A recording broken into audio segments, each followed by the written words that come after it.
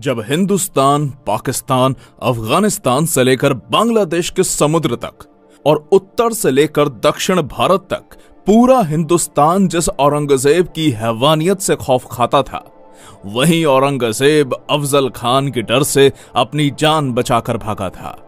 और उसी अफजल खान को छत्रपति शिवाजी महाराज ने 2 मिनट में ठोका था।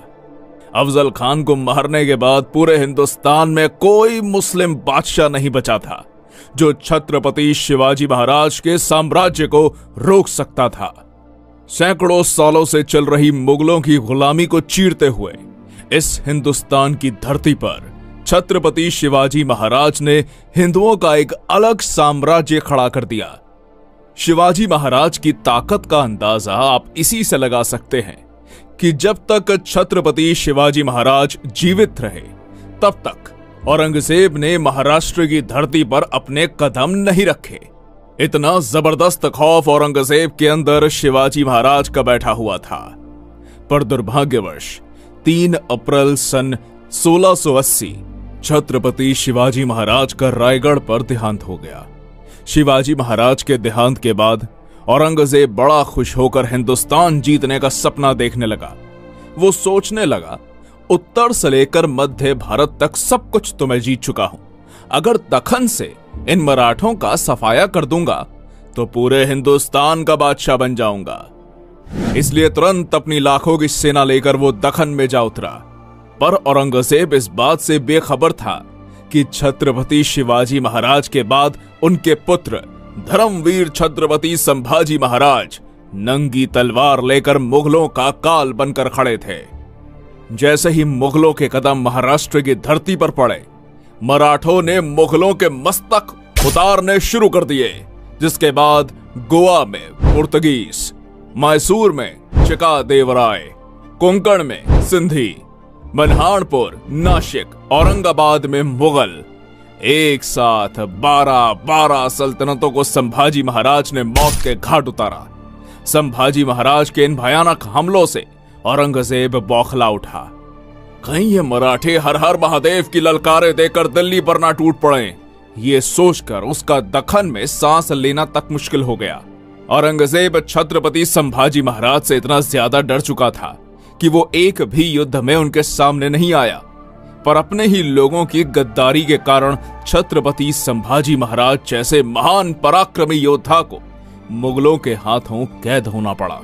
और 11 मार्च सन 1689 को औरंगजेब ने बड़ी दर्दनाक यातनाएं देकर छत्रपति संभाजी महाराज की हत्या कर दी। संभाजी महाराज के देहांत के बाद औरंगजेब को लगा, अब मराठा साम्राज्य पूरी तरह से खत्म।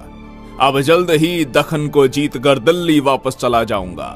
तो दूसरी तरफ छत्रपति संभाजी महाराज की मृत्यु से हर मराठा के अंदर हिंदवी स्वराज की आग लग चुकी थी। जल्द ही इस आग से मराठे औरंगजेब की महाराष्ट्र में कब्र खोदने वाले थे। और अगस्त सन 1689 को अपने राजा की मौत का बदला लेने के लिए सह्याद्री के वीर मराठों ने औरंगजेब को महाराष्ट्र के तुलापुर नाम की जगह पर घेर लिया। और हर हर महादेव की गूंज के साथ संताजी घोर पड़े और गिने चुने चंद मराठा सैनिकों ने औरंगजेब की लाखों की सेना पर चढ़ाई कर दी। वीर मराठा योद्धा संताजी घोरपड़े ने अपनी खूनी तलवार से मुगल सैनिकों के मुंड काट दिए। मुगल छावनी में घुसकर मराठों ने ऐसा मौत का तांडव मचाया कि हजारों मुगल सैनिकों को काटकर मौत के घाट उतार दिया। मराठों के हाथों हो रही मुगलों की ऐसी भयानक मौत देखकर औरंगजेब का दिमाग ही रास्ते से फिर गया और जान बचाने के लिए वो कायर औरंगजेब उसी क्षण युद्ध छोड़कर भाग गया। औरंगजेब का नसीब अच्छा था कि वो भागने में सफल रहा, नहीं तो मराठे उसे वहीं काटकर जिंदा जमीन में दफना देते। इस युद्ध में भले ही औरंगजेब की जान बच गई, पर पूरे हिंदुस्तान में उसकी इज्जत लुट गई। मराठे यही नहीं रुके, उन्होंने मुगल छावनी के ऊपर के 2 सोने के कलश काटकर पूरी मुगल छावनी को तबाह कर दिया। जिस औरंगजेब की क्रूरता और कट्टरता के कारण पूरे हिंदुस्तान के राजे महाराजे थर थर कांपने लगते थे, उसी औरंगजेब को मराठों की खौफनाक सेना ने दौड़ा दौड़ा के मारा। तुलापुर में हुई शर्मनाक हार से औरंगजेब पूरी तरह टूट चुका था। इसलिए मराठों से बदला लेने के लिए उसने दक्षिण भारत के सबसे ताकतवर सरदार कासिम खान को आदेश जारी किया। अब कासिम खान ने संताजी घोरपड़े को पकड़ने के लिए कर्नाटक के तलाकू गांव में एक मजबूत घेरा बनाकर मराठों का रास्ता रोक लिया। पर मराठे भी कहां रुकने वाले थे। मराठों ने कासिम खान के इस घेरे को तोड़कर और मुगलों की छाती को चीरकर कर्नाटक के तलाकू गांव में जबरदस्त मारकाट मचा दी। मराठों के अग्नि बाण मुगलों की छाती को चीरते हुए आर पार निकल रहे थे। मुगलों की मौत का यह खूनी मंजर देखकर कासिम खान की धड़कनें तेज हो गई और मराठों के डर से मुगल सेना को लेकर वो दोड्डेरी के किले में जाकर छुप गया। मराठों के पराक्रमी योद्धाओं ने दोड्डेरी के किले को चारों तरफ से घेर लिया। अब मराठा सरसेनापति संताजी घोरपड़े ने अपनी चाल चली और किले के दरवाजे को बाहर से बंद करके हजारों मुगल सैनिकों को कैद करके मार डाला। जो भी मुगल सिपाही किले से बाहर आने की कोशिश करते, मराठे बंदूक की गोलियां चलाकर उन्हें मार डालते। एक तरीके से देखा जाए तो मराठे उन्हें तड़पा तड़पा के मार रहे थे। किले के अंदर खाने के लिए कुछ भी ना होने के कारण घोड़े, हाथी, कुत्ते जैसे जानवर मुगलों ने मारकर खाए। और यहां पर ध्यान देने वाली बात यह है कि जिस कासिम खान को औरंगजेब ने मराठों को मारने के लिए भेजा था, उसी कासिम ने मराठों के डर से किले के अंदर फांसी लगाकर खुदकुशी कर ली। पूरे हिंदुस्तान के इतिहास में मुगलों का ऐसा हाल कभी किसी ने नहीं किया जितना मराठों ने मुगलों का दोड्डेरी के किले में किया। अली मर्दान खान, रुस्तम खान, खुदाबंद खान, हसन अली खान जैसे अनेक ताकतवर योद्धा दिन रात एक करके मराठों का पीछा करते, पर मराठों ने औरंगजेब को नहीं छोड़ा तो भला ये मुगल सरदार मराठों का क्या उखाड़ लेते। उत्तर में उज्जैन से लेकर दक्षिण भारत में मछलीपट्टनम तक मराठों ने मुगल सेना को काट काट कर ऐसा कत्लेआम मचाया कि दक्खन से मुगल सल्तनत का सफाया कर दिया। इधर औरंगजेब विशालगढ़ को घेरा बनाकर बैठा था, तो उधर मराठों ने बुरहानपुर में घुसकर पूरे शहर को तबाह कर दिया। बुरहानपुर के सूबेदार बैदर बख्त और अली मर्दान खान को पकड़कर मराठों ने उनके शरीर के कपड़े छोड़कर सब कुछ लूट लिया। कहा, रोको इन काफिर मराठों को। उठते बैठते जागते सोते सब तरफ मराठे ही मराठे नजर आते। या अल्लाह, होंगे कामयाब या ऐसे ही लौटना पड़ेगा खाली हाथ। ऐसा चिल्लाते चिल्लाते औरंगजेब का महाराष्ट्र में दम घुट रहा था, पर मराठे रुकने का नाम ही नहीं ले रहे थे। ना पराजय की चिंता, ना मौत का डर। मराठे सिर्फ एक ही बात जानते, उड़ाने मुगलों के सर। अब बारी थी मुगलों के घर में घुसकर। इसलिए वीर मराठा योद्धा धनाजी जाधव ने 80,000 की मराठा फौज इकट्ठा करके 4 मार्च सन 1706 को गुजरात पर चढ़ाई कर दी। गुजरात के रतनपुर के युद्ध मैदान में धनाजी जाधव ने अपनी तलवार से ऐसा कत्लेआम मचाया कि नर्मदा की बहती धाराएं भी मुगलों के रक्त से लाल पड़ गई। इस घमासान युद्ध में जो भी मुगल सैनिक मराठों के हाथ में आते, मराठे उनकी गर्दन काटकर सीधा अल्लाह के पास पहुंचा देते। आधी से ज्यादा मुगल सेना मराठों के खूनी तलवार से कट चुकी थी। अनेक जिहादी रणभूमि छोड़कर भाग रहे थे। कुछ नर्मदा नदी में कूद गए और बाकी बची हुई मुगल सेना को मराठे घसीट कर ले गए। खुद गुजरात के सूबेदार अब्दुल हमीद खान ने मराठा सरसेनापति धनाजी जाधव के पैर पकड़ लिए। इस तरह वीर मराठा योद्धा धनाजी जाधव ने अपने शौर्य और साहस के बलबूते पर गुजरात की मुगल सल्तनत को तबाह करके गुजरात में मराठा साम्राज्य का डंका बजाया। ऐसे ही एक के बाद एक औरंगजेब को दर्दनाक जख्म देकर मराठे उसे तबाह करने पर तुले हुए थे। फ्रेंच इतिहासकार निकोलाउ मानुची, जिसने कुछ साल औरंगजेब के दरबार में नौकरी की, इसी के साथ दक्षिण में आने के बाद वो छत्रपति शिवाजी महाराज से भी मिला था। ये मानुची लिखता है, दक्खन में मराठों के खिलाफ उतरने से औरंगजेब के हर साल 1 लाख सैनिक और 3 लाख जानवर मारे जाते थे, जिसमें कुछ मराठों के हाथ, कुछ कीचड़ में डूबकर, कुछ भूख के कारण, तो कुछ नदी में बहकर। इतनी दर्दनाक मौत मुगल सैनिकों को मिल रही थी।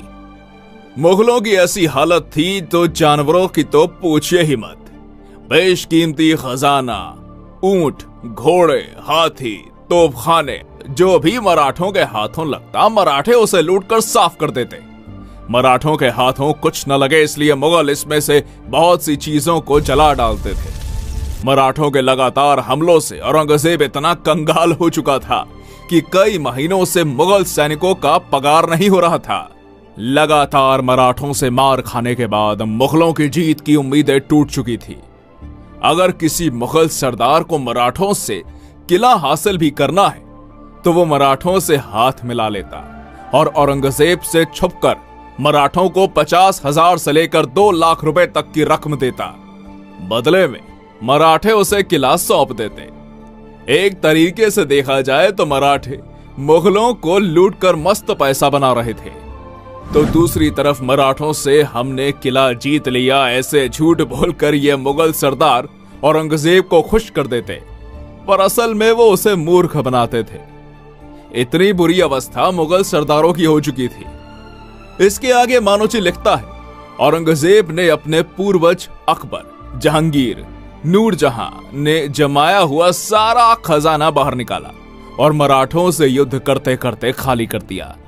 इतने पर ही वो रुका नहीं, उसने चांदी के बर्तन तक पिघला दिए। इतिहासकारों के अनुसार मराठों से लड़ते लड़ते औरंगजेब ने 40 करोड़ रुपए बर्बाद कर दिए। विशालगढ़ के युद्ध अभियान के दौरान 1.5 साल से मुगल सैनिक बिना तनख्वाह के काम कर रहे थे। वो बंगाल का सूबेदार मुर्शीद कुली खान हर साल औरंगजेब को 14 लाख रुपए टैक्स देता था। उसी में किसी तरह औरंगजेब का खाने पीने का गुजारा हो रहा था। लगातार 27 साल मराठों ने औरंगजेब को इतना घुमाया, इतना दौड़ाया कि मराठों से लड़ते लड़ते वो आखिर में बुढ़ा हो गया। परंतु हार और बर्बादी के सिवा उसे कुछ नहीं मिला। बढ़ती उम्र के साथ साथ औरंगजेब का चेहरा और भी ज्यादा भयानक हो चुका था। दांत गर जाने से उसके गालों में गड्ढे पड़ गए थे। यदि कोई व्यक्ति जिसने औरंगजेब को पहले कभी नहीं देखा हो तो उसे अकेले में देखकर मुर्दा समझने की गलती करता था। इतना बुरा हाल उसके शरीर का हो चुका था। औरंगजेब की मौत पर रोने के लिए उसके नजदीक का कोई भी व्यक्ति जीवित नहीं बचा था। अपने बाप और भाई को तो उसने खुद ही मरवा डाला था। इसके अलावा उसकी 3 बेगमें, 2 बेटे तथा नाती पोती, बहन बेटी सभी की मृत्यु इसकी आंखों के सामने हो चुकी थी। अपने ही किए हुए पापों की शिक्षा उसे जिंदा रहते मिल चुकी थी। अब औरंगजेब की मृत्यु का समय निकट आ चुका था, इसलिए मरने से पहले वो एक बार दिल्ली जाना चाहता था। पर जैसे ही मराठों को पता चला कि औरंगजेब बीमार है और दिल्ली जाना चाहता है, तो मराठों ने तुरंत अहमदनगर को चारों ओर से घेरकर मुगल प्रदेशों में लूटपाट मचा दी। इसी बीच औरंगजेब भयानक दर्द और पीड़ा से गुजर रहा था, पर मराठों के कारण उसे इलाज मिलना भी संभव न हो पाया और 3 मार्च सन 1707 को महाराष्ट्र के अहमदनगर में वो नीच औरंगजेब तड़प तड़प के मर गया और हिंदुस्तान का बादशाह बनने का उसका सपना उसी की कब्र के साथ दफन हो गया। पढ़ लेना कभी औरंगजेब का मृत्यु पत्र, सिर्फ एक ही हिंदू राजा का नाम आएगा, छत्रपति शिवाजी महाराज का मराठा साम्राज्य। दोस्तों, इस वीडियो का टारगेट है 2000 लाइक। उम्मीद है आप जरूर पूरा करेंगे।